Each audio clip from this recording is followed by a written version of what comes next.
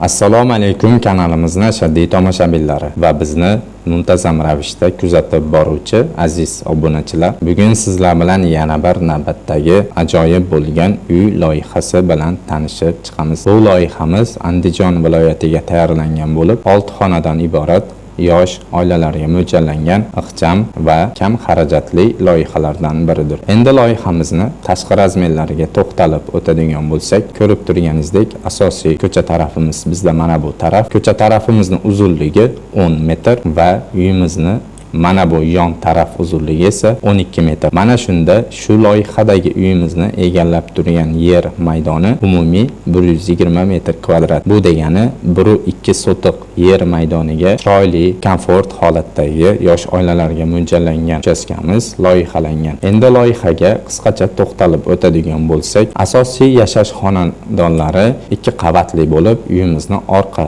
tarafiga joylashtirib ketilgan G-obrazli holatda, oldi taraflariga bunaqangi navesli qilib zaburli holatda ishlangan. Uyimizning ichkari hovlisiga 2 darvoza orqali kirishligi mumkin. Asosiy darvozamiz mana bu avtomobil uchun va to'y hashamlarda foydalansa bo'laveradi. Mana bu yerdagi kichkina darvozamiz esa xonadon egalarini kundalik ravishda foydalanadigan ravat qismi hisoblanadi. Avtomobil uchun mana bu naves qismimizni, terrasa qismimizni ostida bitta mashinasi uchun yetarlicha joy qoldirib ketganmiz va yana plus taraflaridan biri shundaki, mana bu yer bizda terrasa qilingan. Terrasamizga bunda balkon orqali yurib o'tsalar bo'ladi. Terrasani foydali taraflaridan biri havoni iliq kunlarida oilaviy shunaqangi o'tirsa bo'ladigan holat qilingan. Kechqurunlari ham juda bir chiroyli manzarani ko'rib tomosha qilib o'tirsalar bo'laveradi. Va yana shuni unutmaganmizki, biz mana bu yerda kichkinagina bo'lsa-da yozgi oshxonalarni qoldirib ketganmiz. Yozgi oshxonani oldida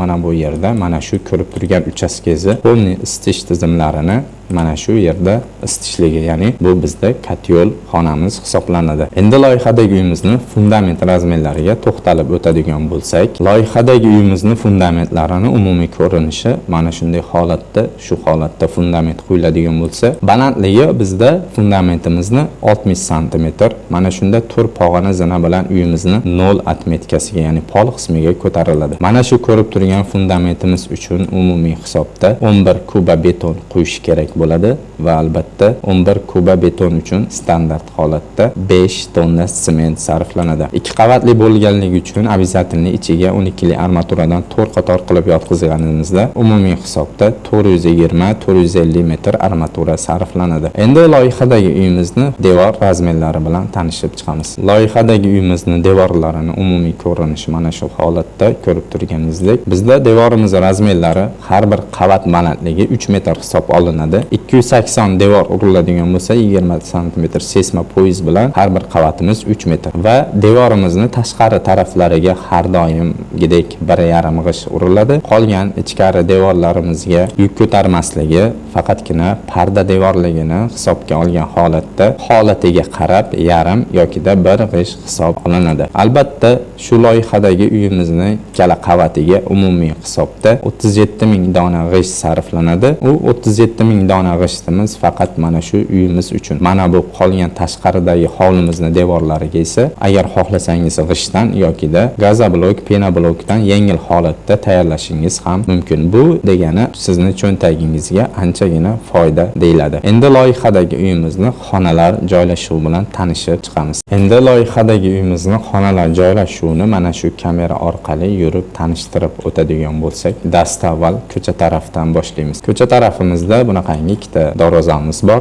Uyimizni ichkari hovli qismiga kirishlik uchun va mana bu yerda hovli qismini shamollatish maqsadida forchka berib ketilgan. Mana bu asosiy darvozamiz avtomobil uchun. Mana bu kichkina ravat qismidan kiradigan bo'lsak, uyimizni hovli qismini umumiy ko'rinishi mana shu holatda ko'rib turganingizdek. Kirganimizda chap qo'l tarafda mana bu yerda avtomobil qo'yishlik uchun joyimiz yetarlicha mavjud. O'ng qo'l tarafda esa kichkinagina yozgi oshxonalari, mana bu tarafda esa katyol qismi hisoblanadi. Agar kimdir xohlasa bu yerga katyolni boshqa joyga ko'chirib, ya'ni ichkari sanuzellarga qo'yib, hojatxona maqsadida foydalansalar ham bo'laveradi. Asosiy uyimizga kirish qismi mana bu eshik orqali bo'ladi. Ko'rib turganingizdek, qolgan xonalarimizning derazalari bunaqangi pol qismigacha panoramik umumiy holatda bo'lgan. Mana shu zinalar orqali ko'tarilib kirganimizda kichkinagina koridorimiz va koridordan to'g'riga yuriladigan bo'lsa, ikkinchi qavatga olib chiqadigan zinamiz joylashtirib ketilgan. O'ng qo'l tarafdan boshlaydigan bo'lsak, koridorga kiribla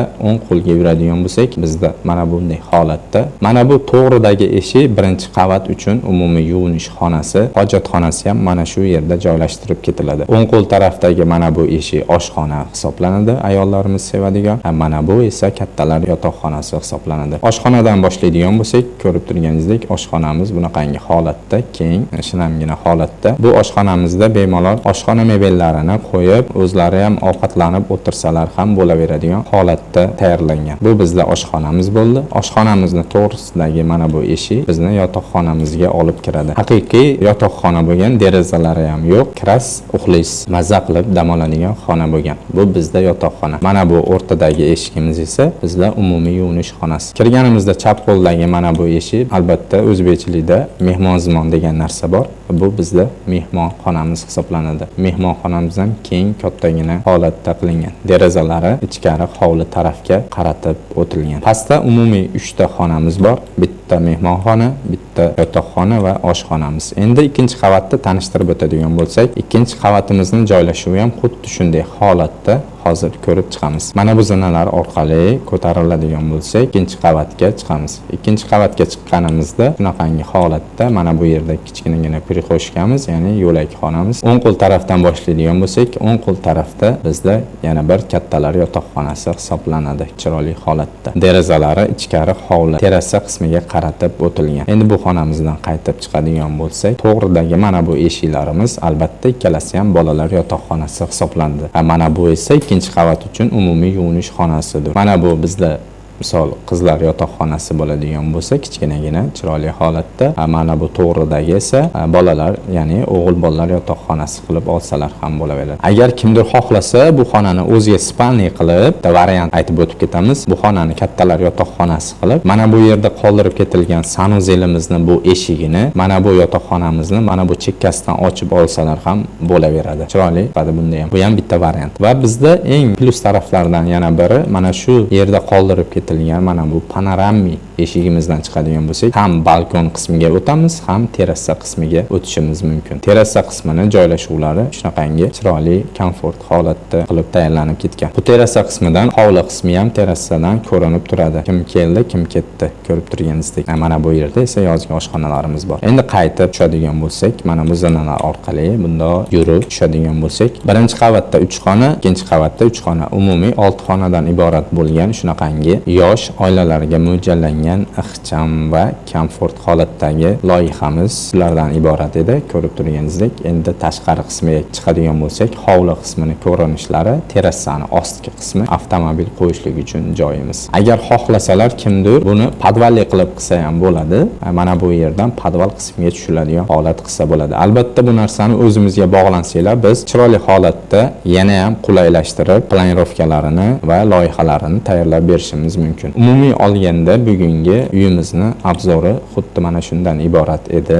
Imkon qadar sodda va tushunarli tushuntirishga harakat qildim. Siz va yaqinlaringizga shunaqangi professional arxitektura va dizayn xizmatlari kerak bo'ladigan bo'lsa, albatta pastdagi nomerlarga aloqaga chiqishingiz mumkin. Va yana shuni eslatib o'tamanki, bizni Telegram sahifamizga obuna bo'lib qo'ysangiz, YouTube kanalga joylashtirilmagan ko'plab loyihalarimiz va foydali maslahatlarimiz berib boriladi. Siz ham ulardan boxabar bo'lishingiz mumkin. Rahmat hammaga, sog' bo'linglar, salomat bo'linglar.